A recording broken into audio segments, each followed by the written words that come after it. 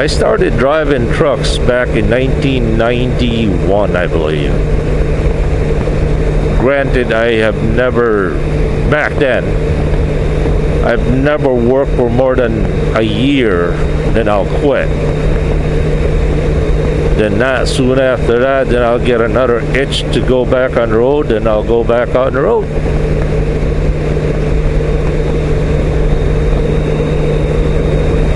One of the things that made me do that was my father belonged to a prominent, wealthy family here in Wisconsin.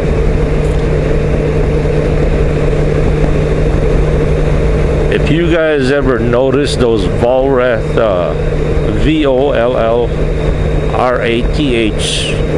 stainless steel pots and how do you say that? Pots and pans.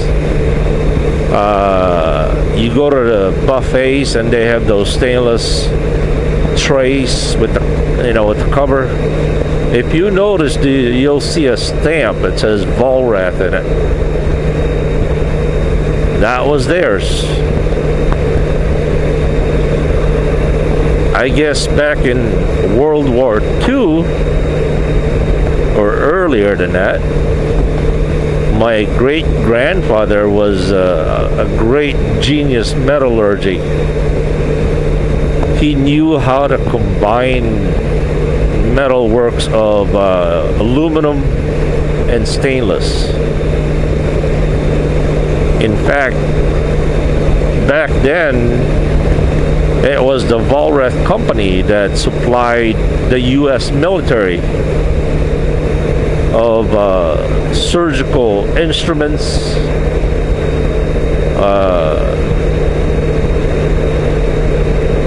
bedpans, and most especially those canteens that the soldiers used to bring or use. They were a standard GI issue. They were made by the Vollrathj company. And but that company has been sold a long time ago. By the time I was born, I think the company was already sold.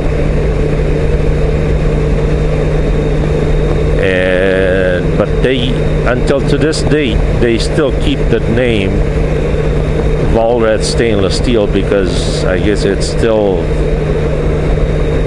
a good brand name for some reason. But back to the topic that I was saying before.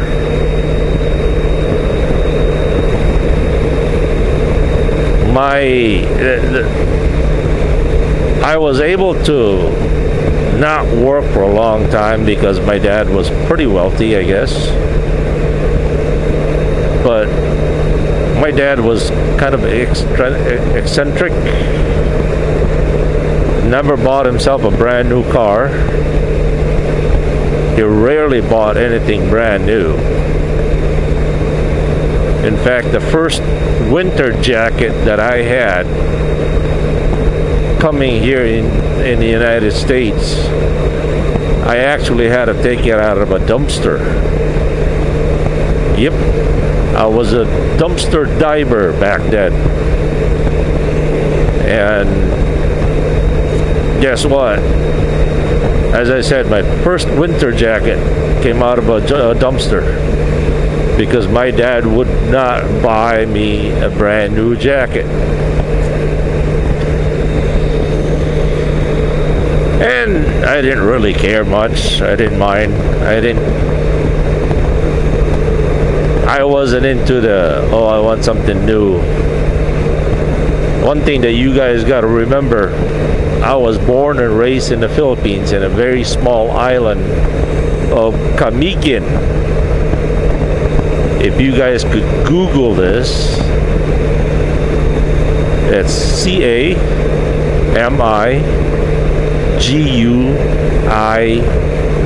Camiguin Island. Now, Camiguin Island was even way behind the rest of the Philippines. I remember growing up there as a little boy. The island did not have electricity, no running water, and the roads were just pure dust. How would you know that there's a car coming? By the dust that's being raised by the tires. That's how bad it was. So to the point, imagine a little boy growing up in a native backward island, and next thing you know, he finds himself in the middle of the United States. I don't know if you guys could imagine or picture that, but at the age of 12 years old, I think it was, when I came here in the United States the first time, back in 1979 or 80. My dad bought me a kangaroo pair of shoes. Remember those pair of shoes that they had pockets on the outside of your right foot and on the outside of your left foot sides? They were called kangaroos. At 12 years old, my dad bought me the first pair of shoes that I had, and I did not even know how to tie my own shoelace. When I went to the store, the shoe salesman was waiting for me to tie my shoes. I told him, "Sir, I'm sorry, I do not know how to tie my shoe." He thought I was joking.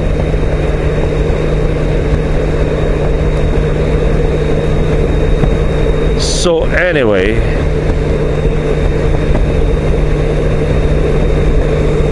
that's the kind of world I kind of grew up in. I grew up from the most backward upbringing to the United States of America.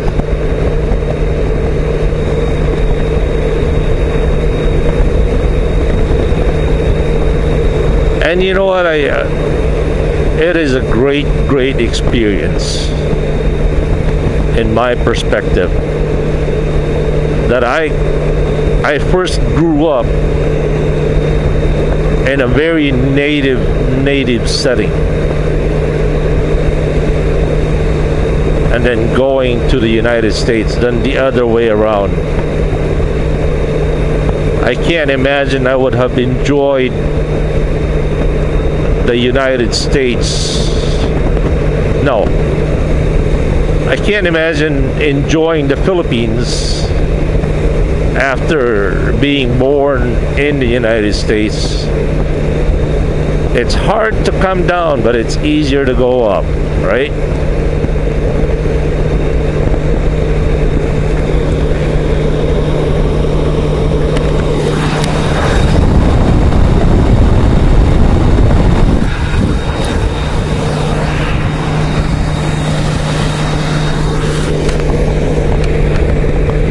Sorry about that, my microphone fell off.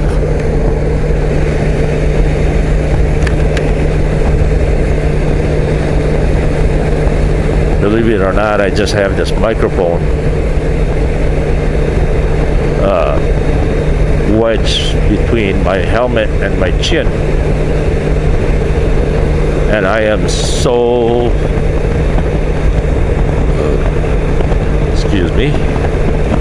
I'm so afraid that the noise level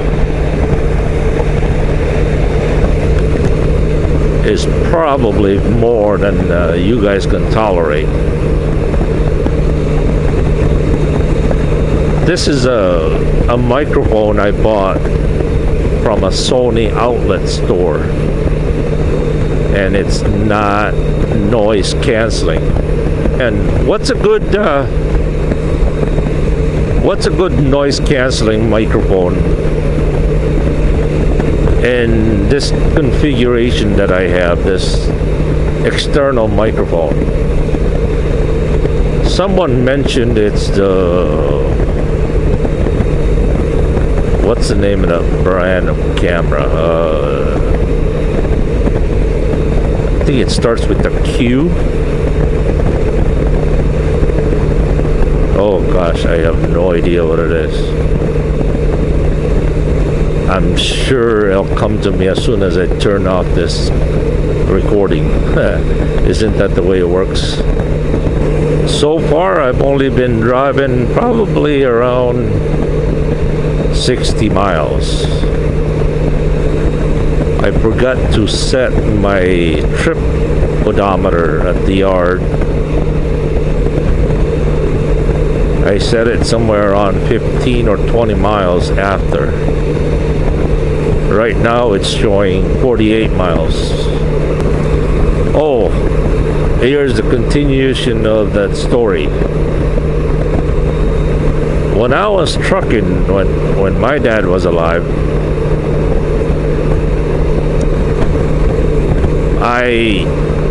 I worked whenever I had the itch to go explore the United States, and I just stayed home whenever I didn't feel like trucking. And for you guys out there who are truck drivers or want to be truck drivers, here's some of the facts that you're going to experience and that you should know. The longer you stay in trucking, the harder it is to leave. At the very first year when you're trucking, it's going to be the toughest job you'll ever love. You'll hate it. You'll develop a love and hate relationship with your truck. And you'll probably attempt to quit,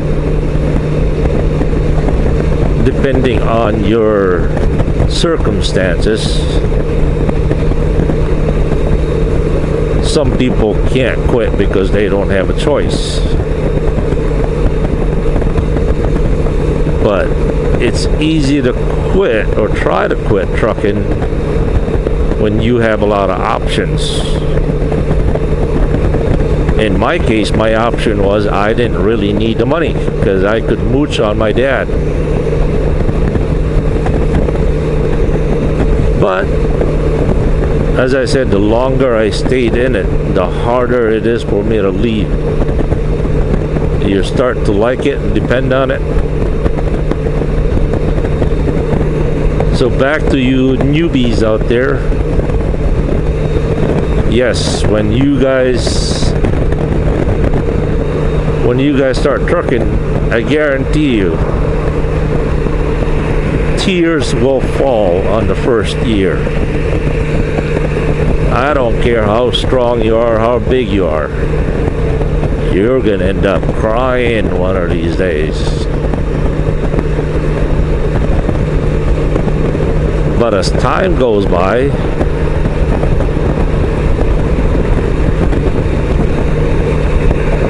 you're going to develop more itch to go back on the road. That's just the way it is.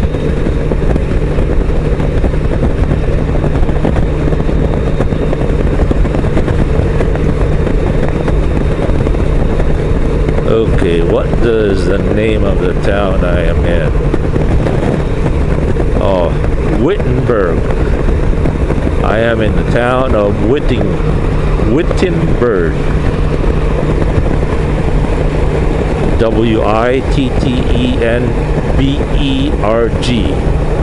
Wittenberg, Wisconsin.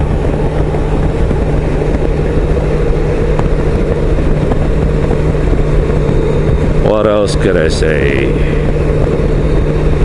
Oh, my dad died back in 2000.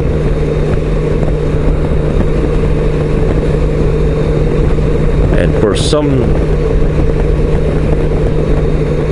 circumstances, not my dad's choosing,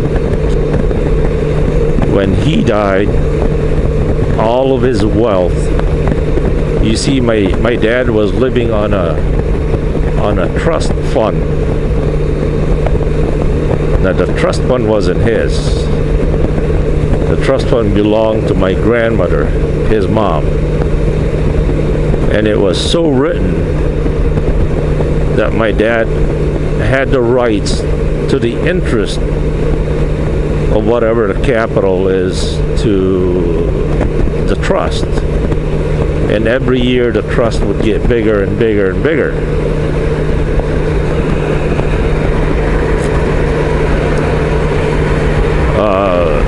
It was also written that when when my dad died,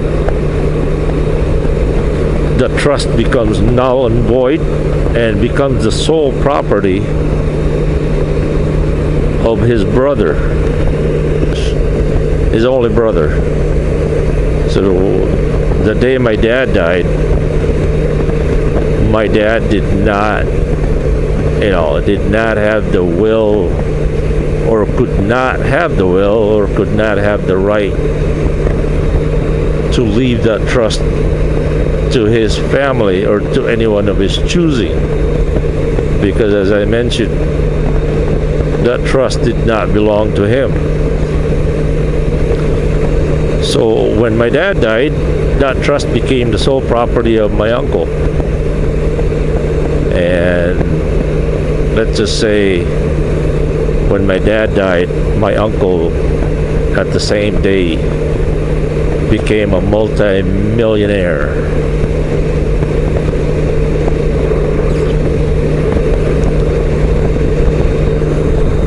Now what would you do? What would you feel if your brother died, and at the same time knowing that whatever that trust he was living on, or whatever money he had in the bank, was going to be yours? You'll end up crying in one eye of sadness. You'll end up crying on the other eye with joy. They'll probably screw me up whether to laugh or cry. I often thought about doing this. I thought about getting me out of those really big snow suits made by, oh gosh,